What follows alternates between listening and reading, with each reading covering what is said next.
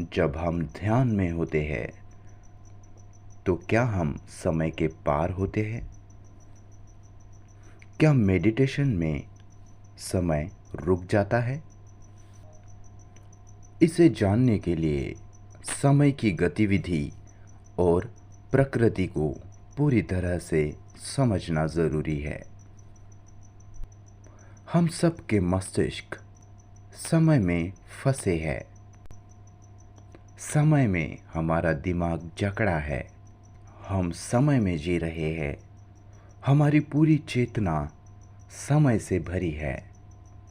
समय मतलब अब तक का हमारा अतीत का सारा ज्ञान, हमारे अब तक के सारे अनुभवों से जो ज्ञान हमने एकत्रित किया है, उसी से हमारी याददाश्त बनी है। समय मतलब विचार, क्योंकि इस याददाश्त के भंडार से ही विचार का जन्म होता है, विचार निर्मित होता है। एकदम शुरुआत से यही प्रक्रिया होती है। क्या आप इसे समझ पा रहे हैं? केवल समय की प्रक्रिया को ही समझना काफ़ी नहीं है। हमें ये भी देखना होगा कि क्या समय रुक सकता है? क्या समय का अंत हो सकता है? साथ ही साथ हमें देखना है कि हमारा जीवन क्या है और मृत्यु क्या है। क्या है हमारा जीवन? हम हमारी जिंदगी को देखते हैं तो वो क्या है?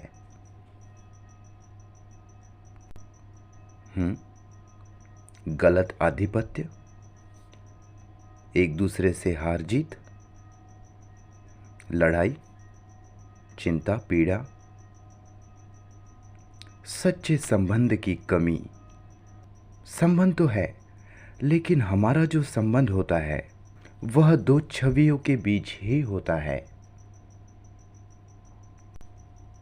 हम सब ने अपनी अपनी छवियां बना के रखी है और उसी से हम एक दूसरों को देखते हैं। हमारा देखना एक छवि का दूसरे छवि को देखना ही है। तो हमारा संबंध दो छवियों का संबंध है। यह संबंध असल में दो छवियों के बीच में है। क्या आप इसे समझ पा रहे हैं? छवि मतलब हमारा अतीत का सारा ज्ञान, हम जो खुद को समझते हैं कि वो हम हैं, लेकिन वह केवल हमारा विचार ही है। हमारा विचार ही है जो सोच रहा है कि यह मैं हूँ। हमारे भीतर जो देखने वाला है वो केवल विचार है। अगर आप देखें कि देखने वाला कौन है तो आपको दिखेगा कि वो भी विचार ही है। विचार जो साक्षी का भ्रम पैदा करता है। हमें लगता है कि हम देख रहे हैं, लेकिन यह सिर्फ छवि का ही देखना है। यह केवल हमारा विचार है। तो हमारा संबंध असल में दो छवियों के बीच का संबंध है। यह संबंध दो विचार, दो अवधारणाओं का है। तो जीना क्या है? कैसे हम जीते हैं? अगर आप बहुत ध्यान से इसे देखें, ध्यान से देखना, किसी चीज़ को देखना बहुत गंभीर होता है। इसमें पूरे गहरे ध्यान की ज़रूरत पड़ती है। जब आपका देखना छवि के माध्यम से नहीं हो रहा है, जब देखते समय आप समय के पार हो, विचार के पार हो, तभी आपको वास्तव में जो है वह साफ साफ दिखाई पड़ता है। इसलिए गंभीरता से देखना और सच में देखना, ना कि देखने का नाटक करना या सच्चाई को बड़े चालाकी से ढक लेना। देखिए, हम हमारा जीवन गंवा रहे हैं। क्या हम जीवन को नहीं गंवा रहे?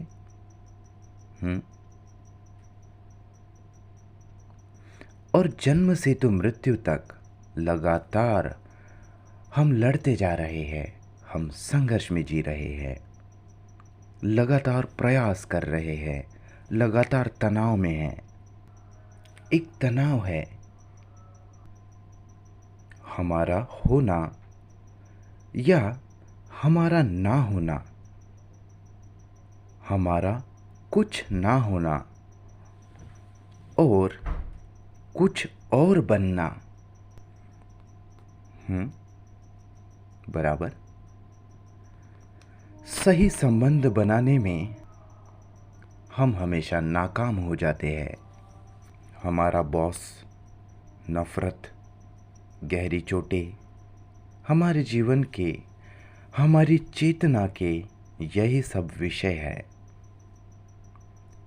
शारीरिक जन्म और मृत्यु को छोड़कर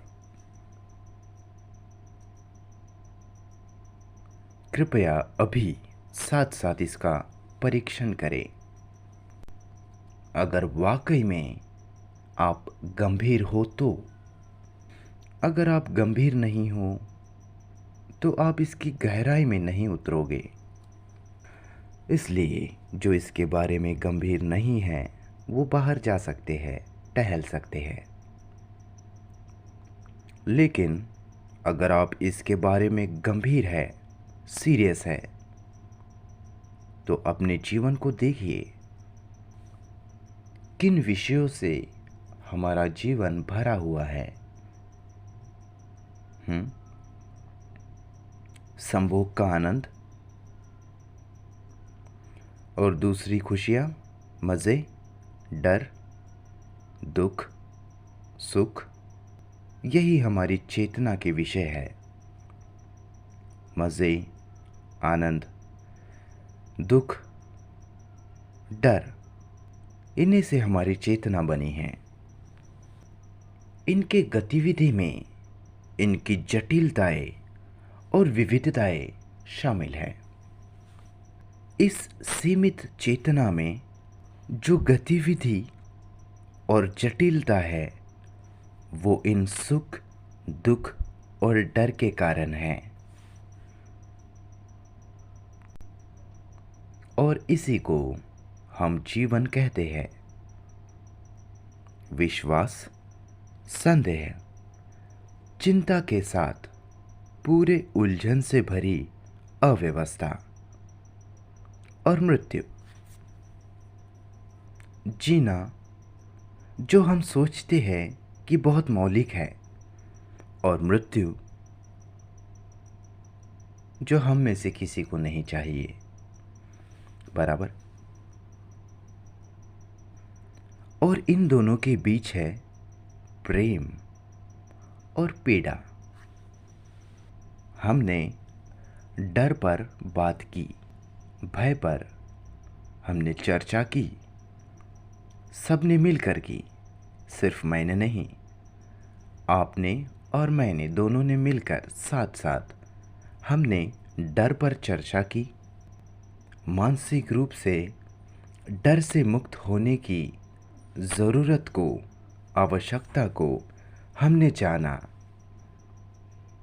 और हमने साथ साथ बात की मज़े के बारे में। हम मज़े के पीछे जीवन भर भागते हैं, हमें मज़े की तलाश है, उसे पाने की दौड़ है, और मज़े की गतिविधि हमने देखी। हमने साथ साथ इस पर बातचीत की। हमने देखा कि मज़ा और आनंद दोनों अलग अलग है। आनंद को आप बुला नहीं सकते। मज़े को आमंत्रित किया जा सकता है। मज़े को बुलाया जा सकता है, विकसित किया जा सकता है। आनंद को विकसित नहीं किया जा सकता। ना ही आप मर्जी से आनंदित हो सकते हो। आनंद आता है, उसे लाया नहीं जा सकता। और जब भी आनंद आता है, याददाश्त उसे पकड़ने की कोशिश में या उसे दोहराने के चक्कर में उस आनंद को मज़े में बदल देती है।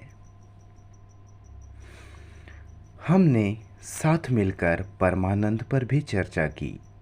जो परमानंद कोई हिस्टेरिया नहीं है, वह आनंद तब आता है, तब उतरता है, जब हम मज़े को पूरी तरह समझ लेते हैं।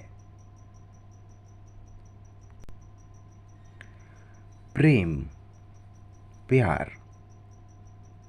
प्यार हमारे जीवन में बहुत महत्वपूर्ण भूमिका अदा करता है। क्या है प्रेम?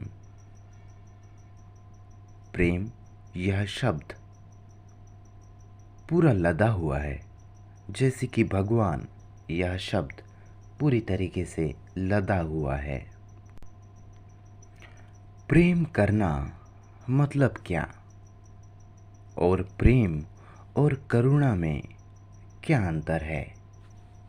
पुरातन काल से जहाँ भी मनुष्य रहे, उनकी मूलभूत समस्या मज़ा, प्रेम और करुणा, इन्हें लेकर ही रही है। प्रेम की ज़रूरत, प्रेम पाने की या किसी को प्रेम देने की ज़रूरत। जब किसी को प्रेम नहीं मिलता, उसमें लगातार मानसिक तनाव, गुस्सा, जलन, डर चलता रहता है। तो क्या आप सब लोग गंभीर हो, सीरियस हो? मुझे लगता है कि आप सच में गंभीर हो, क्योंकि हम इंसानी चेतना में संपूर्ण क्रांति लाना चाहते हैं। मानवीय चेतना को हमेशा के लिए बदल देना चाहते हैं। और इसे करने के लिए हम सबको बहुत गंभीरता से इस पर ध्यान देना होगा। तो हमें इस प्रेम के प्रश्न में उतरना ही होगा। जाहिर तौर पर इंसानों ने प्रेम को सिर्फ मज़े तक सीमित करके रख दिया है, बराबर? आप इस पर क्या कहते हैं?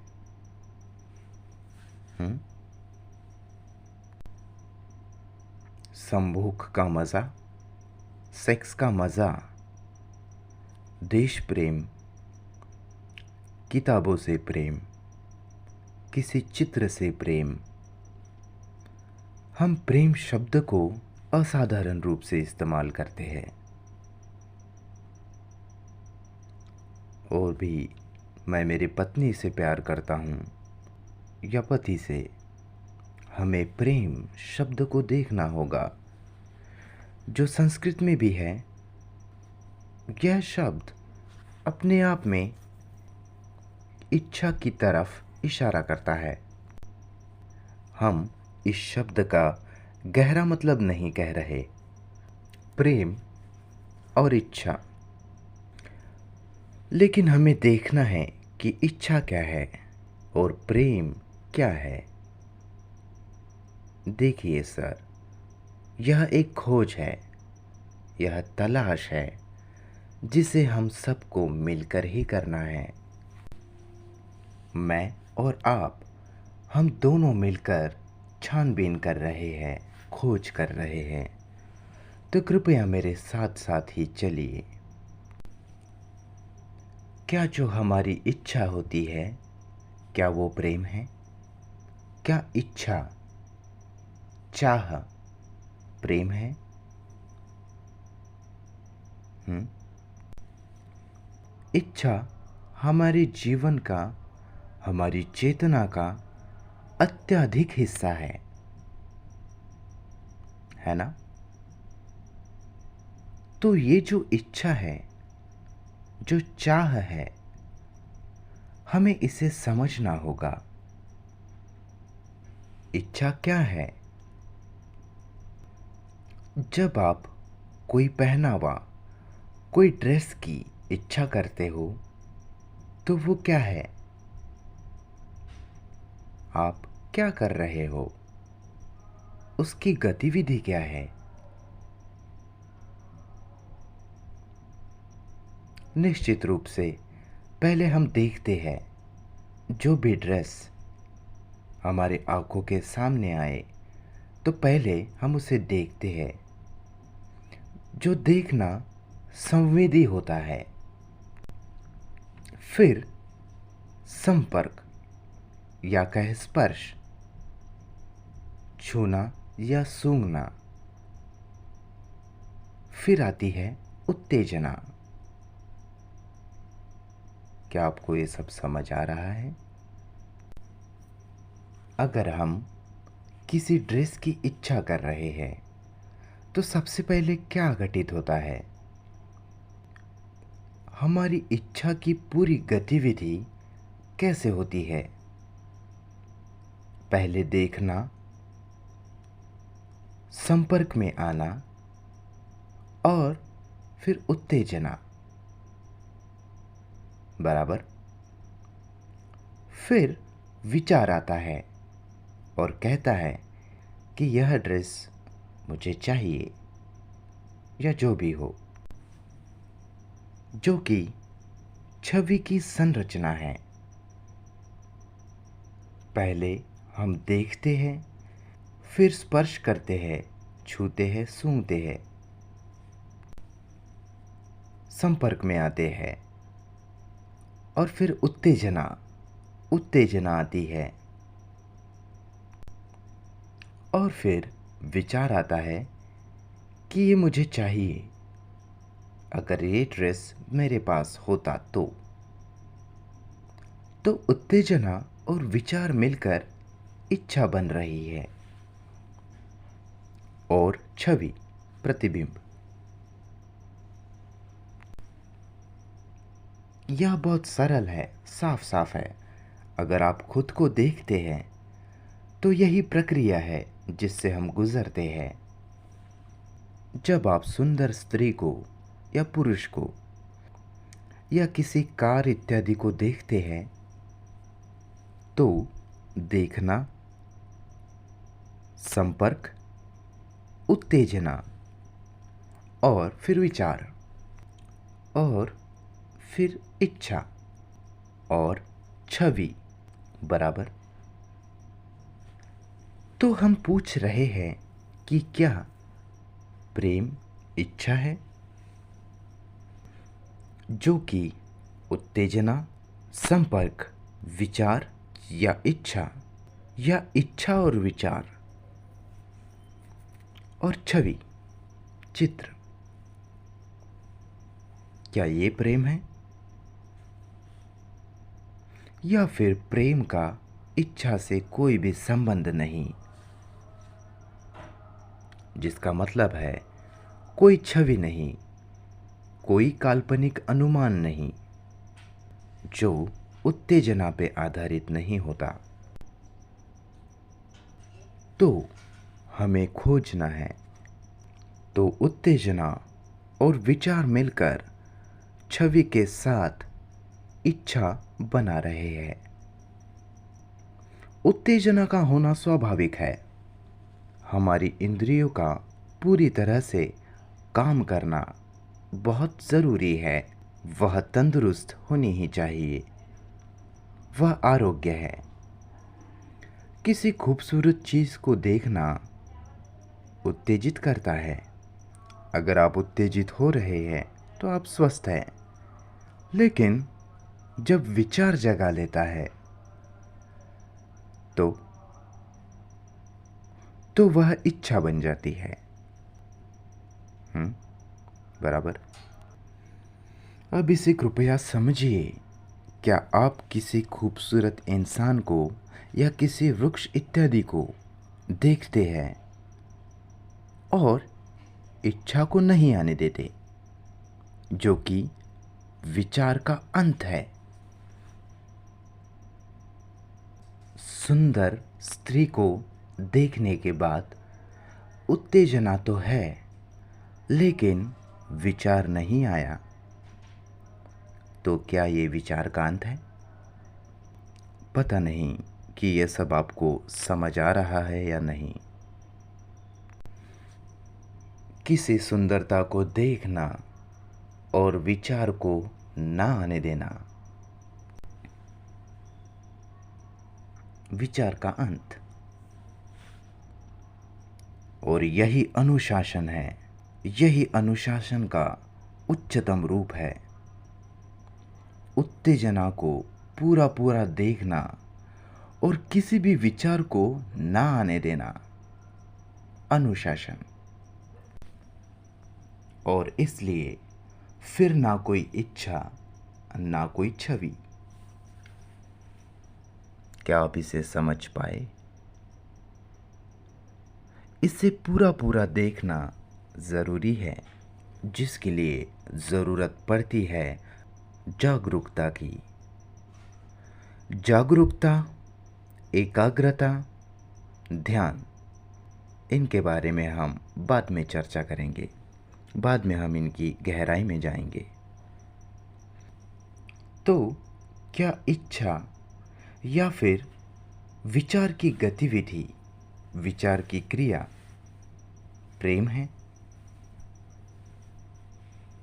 या फिर प्रेम का इच्छा से किसी भी प्रकार से कोई संबंध नहीं? हमें इसे खोजना होगा, जिसका मतलब आपको इस पर ध्यान देना होगा। विचार की गतिविधि को लेकर जागरूक रहना होगा।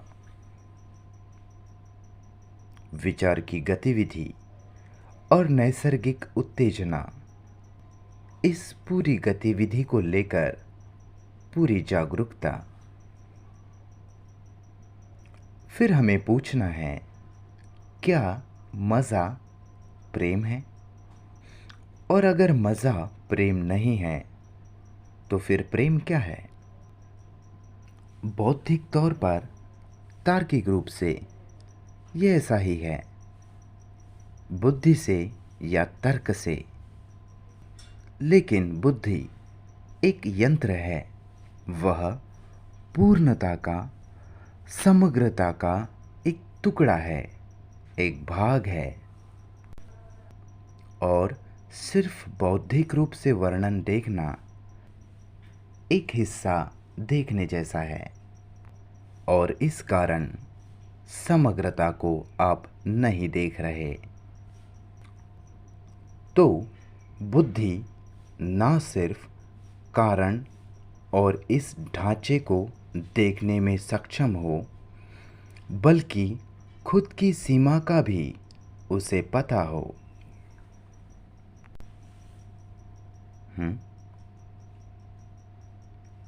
तो हम पूछ रहे हैं, क्या मज़ा प्रेम है? मज़े की इच्छा, विचार की गतिविधि, उत्तेजना और इसके पीछे भागना, और ये प्रेम नहीं है, तो वो प्रेम क्या है? जहाँ प्रेम है, क्या वहाँ जलन हो सकती है? बोलिए सर, मैं आप लड़कों से, लड़कियों से, पतियों पत्नियों से और बाकियों से पूछ रहा हूँ, जहाँ लगाव है, क्या वहाँ प्रेम है? जब आपका कोई दिल तोड़ता है, जहाँ नफ़रत है, गुस्सा है, क्या वहाँ प्रेम हो सकता है? और ये सब अगर प्रेम नहीं है, तो शब्द प्रेम वो चीज़ नहीं है। समझ रहे हो? प्रेम यह शब्द वो असल अवस्था नहीं है,